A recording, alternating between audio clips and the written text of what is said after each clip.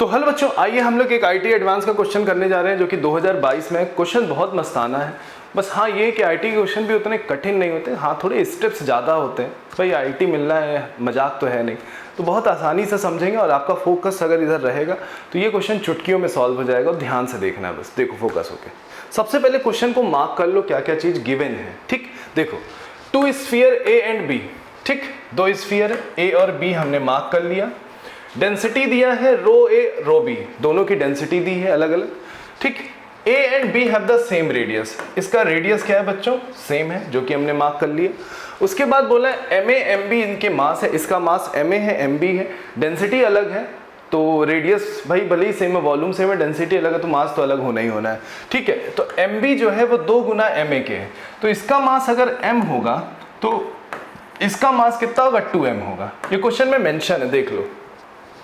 Due to the interaction, इन्होंने इसका interaction हुआ, star A loses some of its mass. देखिए ये स्टार ए दिख रहा है ना, ये देखिए लूज कर दिया तो ये छोटा हो गया, मैंने बनाया है, छोटा हो गया, लूज किया तो छोटा हो गया। ठीक, अब लूज किया तो हुआ क्या, तो उससे उसका रेडियस हाफ हो गया। लूज किया तो उसका रेडियस कितना हो गया, हाफ हो गया। ठीक, आइए चलते हैं। वाइल स्फेरिकल सेल रिटेन, मतलब जो लूज करने के बाद भी उसने अपने स्फेरिकल शेप को रिटेन किया हुआ है।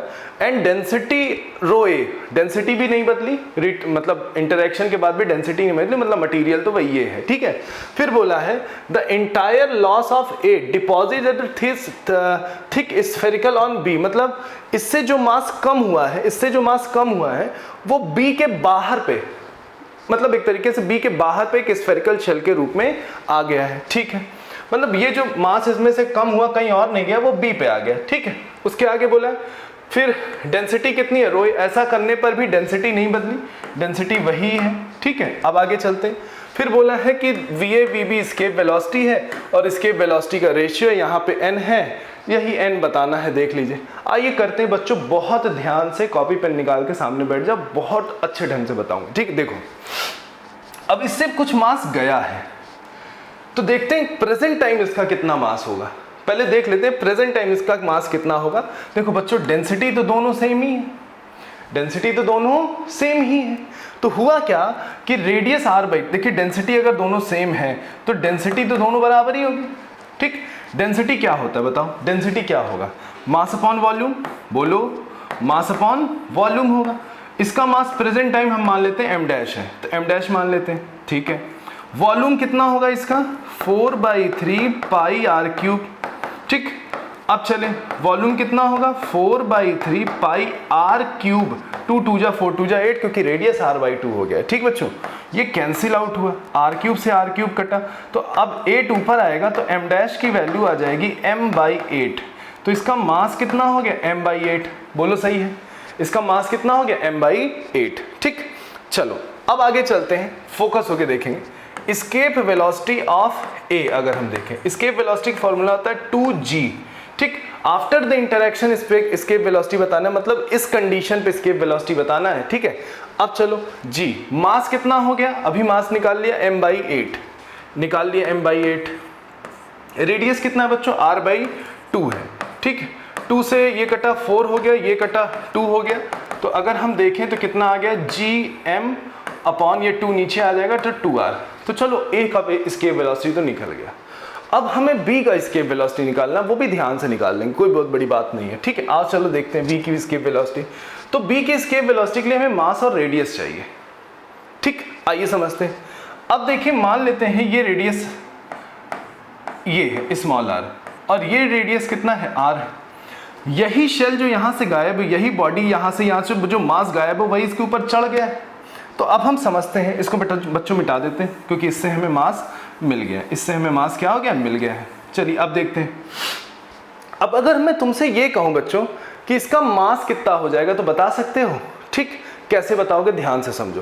पहले इसका मास कितना था, 2m था ही, पहले इसका मास कितना था 2m, और बाहर एक चढ़ गया, वो कितना चढ़ा है, जो इससे गायब हुआ है। तो गायब कैसे निकालेंगे, पहले इसका मास m था, अभी प्रेजेंट टाइम m/8 है, ठीक, तो हुआ 7m/8। तो ये जो बाहर वाला मास चढ़ा है वो 7m/8 और पहले से जो मास है वो 2m है। तो कितना मास हो जाएगा, 7m/8 और 2m को जोड़ोगे तो 23m/8 हो जाएगा। बोलो सही है।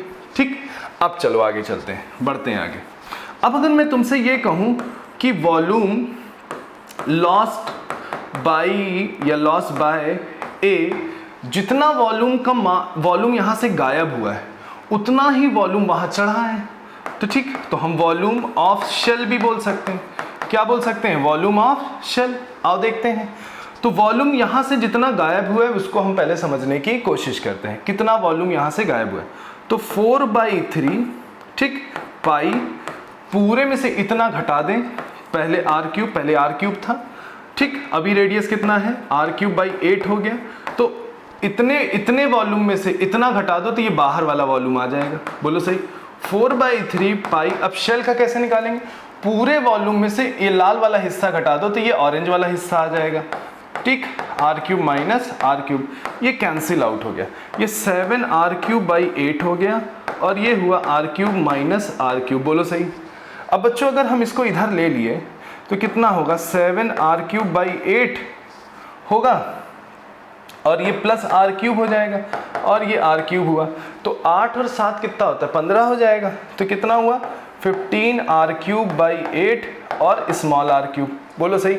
अब अगर ध्यान से देखो तो यहाँ से स्मॉल r की वैल्यू कितनी आएगी, 15 की पावर 1/3, r/8 का क्यूब भी होता है तो 2 हो जाएगा। तो हमें स्मॉल r भी पता चल गया। अब b का एस्केप वेलोसिटी देखते हैं। 2g, मास कितना है, 23m/8 है, देखो दिख रहा है, डिवाइडेड बाई रेडियस कितना आ गया बच्चों, 15 पावर 1/3 r/2। गड़बड़ी नहीं करना, नहीं तो क्वेश्चन गया। ठीक, अब चलो देखो पहले काटो। ठीक, 2 से 8 कटा कितना हुआ, 4। बोलो सही है। 2 से 8 गया कितना हुआ, 4। 2 से 4 गया कितना हुआ, 2। ठीक, अब हम यहाँ लिखते हैं। ठीक, कितना हुआ, 23gm। ठीक, और बच्चों नीचे अगर हम आए तो 15 की पावर 1/3 है ही और ये 2 नीचे आ जाएगा तो ये 2r हो गया। gm से gm क्या हुआ, कैंसिल हो गया। 2r से 2r क्या हुआ, कैंसिल आउट हो गया।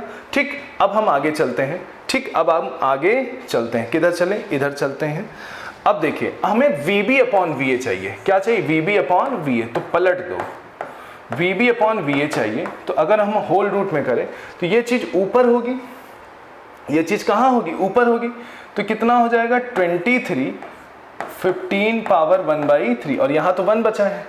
अब देखो यहाँ पे लिखा है 10n, 15 1/3, देखो 15 1/3 दिख रहा है मगर 10 × n लिखा है। तो बच्चों अगर हम यहाँ पे ऐसे पॉइंट कर लें, इंटू 10 लिख दें तो कोई दिक्कत। तो देखो 10 15 1/3, 10 15 1/3, स्मॉल n चाहिए तो स्मॉल n की वैल्यू हो गई 2.3 और यही आपका क्या हो गया, आंसर हो गया। कितनी आसानी से आ गया, छोटी सी बुद्धि लगानी थी यार। आ गया कि नहीं आ गया, नोट कर लीजिएगा।